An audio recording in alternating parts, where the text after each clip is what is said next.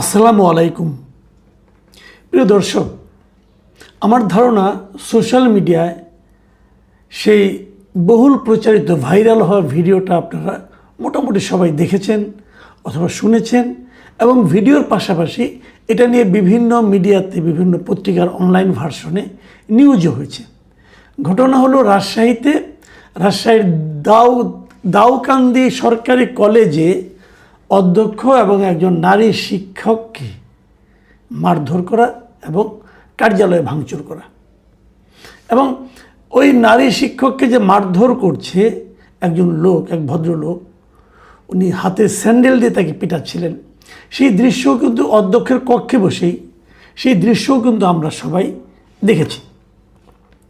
এরই মধ্যে কয়েকটা ভার্সন পাওয়া গেছে, এক একজন এক এক কথা বলছে। অনেকে বলছে এই নারী শিক্ষিকাই নাকি প্রথমে আপনার ওই বিরোধটা শুরু করেছিল, গালাগালি করেছিল, কাকে থাপ্পড় মেরেছিল, এগুলো বলা বলি হচ্ছে।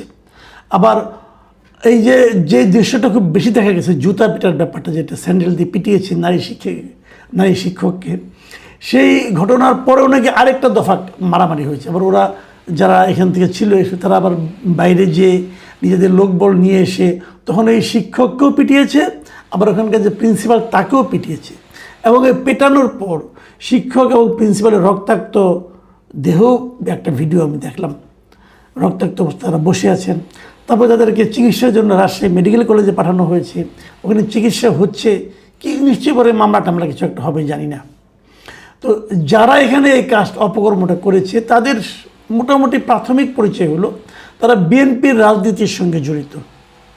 কেবল এটুকু বললে শেষ হয় না, আমি বরং অন্যভাবে বলি, তারা সরকারি দল যে বিএনপি তার রাজনীতির সঙ্গে জড়িত। কেবল বিএনপির কিন্তু কোনো মূল্য নাই, সরকারি দল হলে মূল্য আছে। আমাদের সমস্যাটা হলো ওই জায়গায়। এই বিএনপি গত 15 বছর কোথায় ছিল? এই বীর পুঙ্গবরা, এই বিশিষ্ট বীর স্যান্ডেল হাতে নারীকে পিটায়, তারা গত 15 বছর কোথায় ছিল?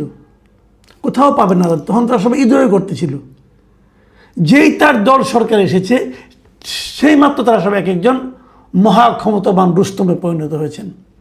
যার ইচ্ছা তারা ধমক দেয়, যার ইচ্ছা তারা পিটায়, স্যান্ডেল পিটা করে, নারীকে মারে, নারীর গায়ে হাত তুলে।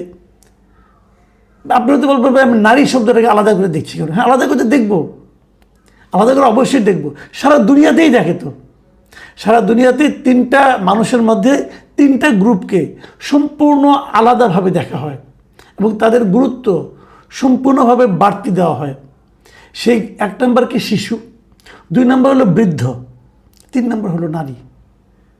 শিশু, বৃদ্ধ এবং নারী, এদেরকে আলাদা গুরুত্ব দিতে হবে আপনাকে, এটাই নিয়ম।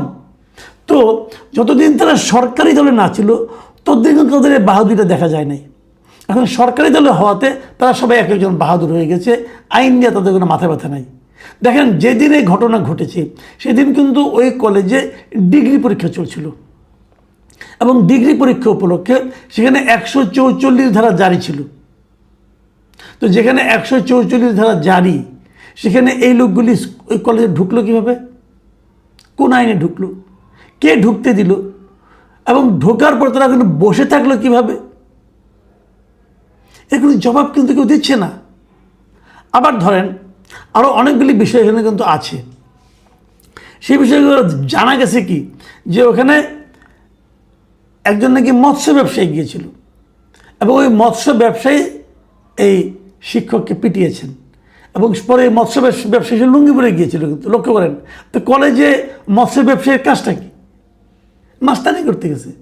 পরে তার ছেলেরা আরও বড় মাস্তান, তারা এসে পরে তাদেরকে আবার পিটিয়েছে।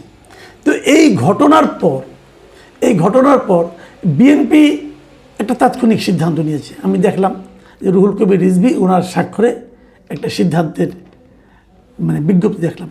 ওনারা জয়নগর ইউনিয়ন বিএনপির যে সহসভাপতি আকবর আলী, তার বিরুদ্ধে অ্যাকশন নিয়েছে এবং তাকে বিএনপি প্রাথমিক সদস্য সহ সব পর্যায়ের দলীয় পদ থেকে বহিষ্কার করছে। মনে হচ্ছে ভালো, আচ্ছা ভালোই। আচ্ছা, আমরা একটু বরং দেখি যে বিভিন্ন রিপোর্ট যেগুলি বেরিয়েছে পত্রিকার। আমি একটা পত্রিকার রিপোর্টের কথা বলি, প্রথম আলো পত্রিকার কথা বলছি। প্রথম আলো রিপোর্টে এই ঘটনার জন্য তারা কাকে দায়ী করেছে একটু দেখি আমরা। সেখানে ওনারা প্রত্যক্ষদর্শী সূত্রে জানা গেছে, প্রত্যক্ষদর্শী বরাত দিয়ে তারা বলছে, স্থানীয় একজন মৎস্য ব্যবসায়ী বিএনপির কর্মী শাহাদাত আলী এই প্রদর্শক আলিয়া খাতুনকে স্যান্ডেল দিয়ে পিটিয়েছেন। শাহাদাত আলীর ছেলে লিটন ও কর্মচারী মাহবুর কলেজের অধ্যক্ষ ও প্রদর্শক আলিয়া খাতুনের উপর হামলা চালান।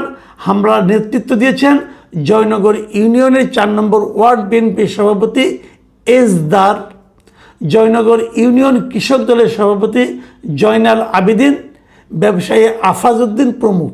কিন্তু এখানে কিন্তু আমি বুঝলাম না জয়নগর বিএনপির সহসভাপতি আকবর আলী কোত্থেকে আসলো। প্রত্যক্ষদর্শীর বক্তব্যে কিন্তু আকবর আলীর নাম নাই, অন্যদের নাম আছে, কিন্তু এই সহসভাপতিকে বিএনপি কেন্দ্রীয় কমিটি বহিষ্কার করেছে। তারা এত দ্রুত কোথায় সিদ্ধান্তটা পেলো, কি পড়লো, কি দেখলো, কি জানলো, আকবর আলীকে তারা কেন বহিষ্কার করলো, এটা আমি এখন পর্যন্ত বুঝতে পারলাম না। এখন ঘটনা হচ্ছে এগুলো কেন হচ্ছে, আমি কিন্তু খালি একটা কলেজের কথা বলছি না। আপনারা দেখেন গত কয়েকদিন আপনারা নিশ্চয়ই খেয়াল করেছেন, কিন্তু এই তো কয়েকদিন আগে, সম্ভবত এক সপ্তাহখানেক আগে, সপ্তাহ অথবা 1.5 সপ্তাহ আগে, এই এপ্রিল মাসের 12-13 তারিখের ঘটনা হবে। এই ব্রাহ্মণবাড়িয়া নবীনগরে এই রাস্তার নিম্নমানের কাজ নিয়ে প্রশ্ন করায় স্থানীয় সরকার প্রকৌশল অধিদপ্তরের একজন প্রকৌশলীকে ওখানকার ঠিকাদার মারধর করছে, বাঁশ দিয়ে দৌড়িয়ে তাকে ওখান থেকে দূর করে দিচ্ছে। এই দৃশ্য কিন্তু ভিডিও আমরা দেখছি, এটা যে ঠিকাদার বাঁশ দিয়ে প্রকৌশলীকে দৌড়াচ্ছে, কারণ প্রকৌশলী প্রশ্ন করেছিল যে কাজের মান নিম্নমানের কাজ হচ্ছে, কাজ এটা করা যাবে না। হয়তো এর পেছনে বিহাইন্ড দ্য সিন অনেক ঘটনাও থাকতে পারে, আমি জানি না। এগুলি তো হয়, প্রকৌশলীরা ঘুষ টুস চায়, ঘুষ টুস খায়, খেয়ে পরে আবার তারপরে আবার আটকায়, অনেক আছে।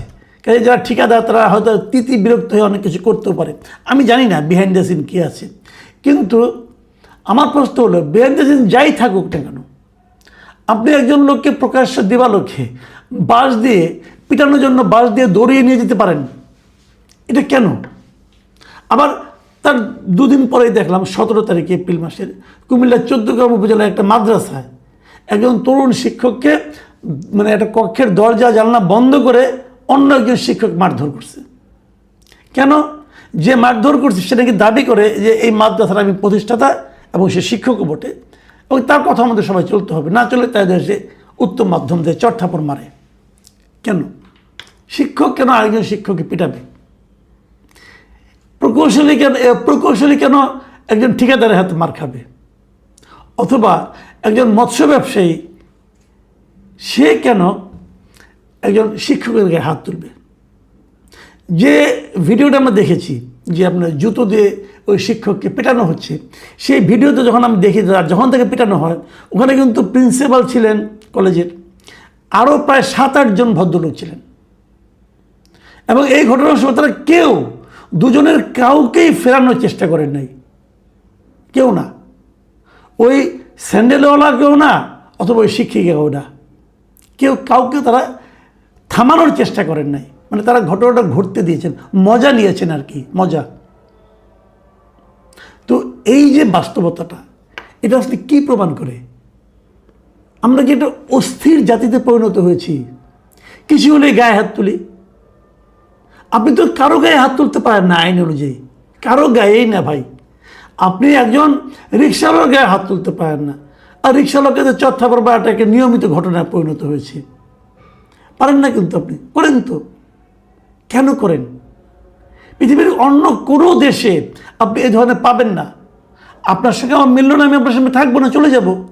আপনি আমার বিরুদ্ধে কোনো বেআইনি কাজ করেছেন, আমি পুলিশের কাছে যাব, আদালতের কাছে যাব, আমি অথবা গ্রাম্য লোকের কাছে, স্থানীয় মাতবরের কাছে এই বিচার দিব, সালিশ হবে। আপনি তাৎক্ষণিক ব্যবস্থা নিয়ে নিচ্ছেন কেন? 2টো কারণে হয়। একটা কারণ হলো, যে পিটায় সে জানে আমি পিটালে আমার কোনো বিচার হবে না, কারণ আমার দল ক্ষমতায়, অতএব আমি পিটাতেই পারি, আমাকে তো কেউ কিছু করতে পারবে না, কারণ আমার হাতে ক্ষমতা আছে, সরকার আছে আমার। পুলিশ তো আমাকে দেখলেও আমাকে ধরবে না, পুলিশ তো আমাকে মারবে না, কাজে আমি পিটাতে পারি। আর দ্বিতীয় কারণ হলো যে আমার রাগ উঠে গেছে, এটা নিয়ে পরে হয়তো আমি বিচার টিচার পাবো না, মুরব্বীরা থামিয়ে দেবে, তো এখন রাগ উঠেছে, এখনই ঝালটা মিটিয়ে নেই। এগুলি একটা মানসিক সমস্যা। এই মানসিক সমস্যা পুরো দেশে কিন্তু ছড়িয়ে গেছে। কেবল যে গ্রামে ওই কলেজে তা না, পুরো দেশে আমরা কিন্তু প্রতিনিয়ত দেখতেছি। তো এখান থেকে বাঁচবেন কী করে? আমি মনে করি এই পুরো ঘটনাটা এখন থামানোর দায়িত্ব হলো সরকারের। সরকারকে বুঝতে হবে। দেখুন, আমি বিএনপিকে বলবো, যখন আওয়ামী লীগ সরকার চলে গেল, অন্তর্বর্তীকালীন সরকার আসলো ডক্টর ইউনূসের নেতৃত্বে, তখন কিন্তু সারা দেশে আপনারা অনেক নেতা নেত্রীকে বহিষ্কার করেছিলেন। কেন করেছিলেন? কয়েক হাজার। কারণটা কি? কারণটা তারা অবাধে চাঁদাবাজি করছিল, আপনাদের দলের ভাবমূর্তি নষ্ট করছিল, এই জন্য তাদেরকে আপনারা দল থেকে বের করে দিয়েছেন। ঠিক আছে, তখন কিন্তু আপনাদের দল ক্ষমতা আসে নাই। তখন বরং আপনাদের প্রতিদ্বন্দ্বী হিসেবে জামাত ছিল, যারা আপনাদেরকে বেইজ্জতি করতে পারতো, যারা আপনাদেরকে ডিফেম করতে পারতো। একটা ভয় ছিল, আতঙ্ক ছিল। আপনারা এত, তার মধ্যেও যারা চাঁদাবাজি করেছে বহিষ্কার করেছেন। ওকে, ক্ষমতায় আসার পর গত 2 মাসে কয়জনকে বহিষ্কার করেছেন? কেন করেননি? তার মানে কি চাঁদাবাজি থেমে গেছে ক্ষমতা আসার পর? আমাদের বাস্তব অভিজ্ঞতা কি বলে? আমাদের অভিজ্ঞতা বলে যে দল ক্ষমতায় এলে চাঁদাবাজি আরও বেড়ে যায়। তখন ক্ষমতায় আসেনি, তারপরেও যে চাঁদাবাজি চলেছে, আপনি যখন ক্ষমতায় এসেছেন তখন চাঁদাবাজি তার চেয়ে কয়েক গুণ বেড়ে গেছে। তাহলে এখন বহিষ্কার করছেন না কেন? তার মানে আপনি ধরে নিয়েছেন যে 5 বছর তো জনগণের কাছে আর মাপ চাওয়ার দরকার নাই, 5 বছর জনগণের কাছে আর ভালো হওয়ার দরকার নাই, আমি তো জিতেই গেছি। আবার 5 বছরের মাথায় যে আবার একটু শক্ত হব, জনগণকে বোঝাবো যে আমরা আপনাদের দল। বিষয়টা কি তাই?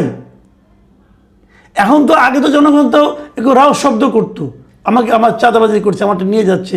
এখন তো সেই শব্দ করার তার সাহস পায় না, কারণ ক্ষমতায় তো ওনারাই, কিছু করলে তো জুতা পিটা।